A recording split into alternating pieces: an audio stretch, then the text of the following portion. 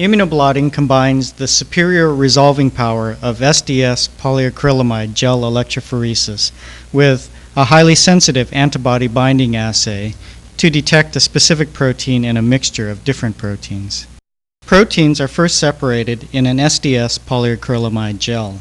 Then, in the blotting step, the proteins are transferred to a sheet of nitrocellulose membrane.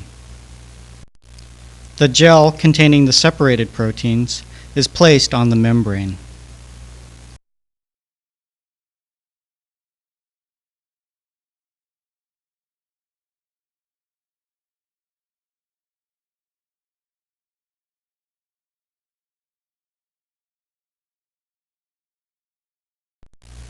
Protein transfer is done by electrophoresis. In the electric field generated by a power supply, the proteins coated with negatively charged SDS migrate toward the positive electrode. As the proteins migrate out of the gel, they are captured on the membrane because nitrocellulose binds any protein that contacts it.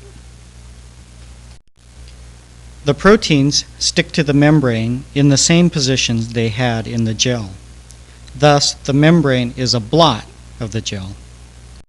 The gel is discarded, and an inert protein such as serum albumin is then used to coat the membrane so no other proteins will stick.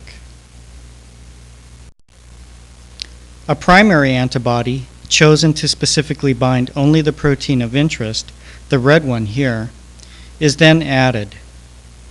The albumin coating keeps antibody from sticking directly to the membrane. After a washing step, only the primary antibody that is bound to the red protein remains.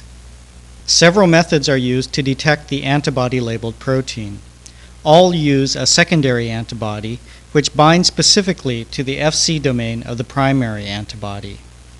In one approach, the secondary antibody is linked to an enzyme, so its location can be determined by a chromogenic reaction. The enzyme cleaves a substrate to produce a colored product that precipitates onto the membrane near the antibody. The blue-colored spot on the membrane shows the location of the enzyme-linked antibody and thus the position of the protein of interest.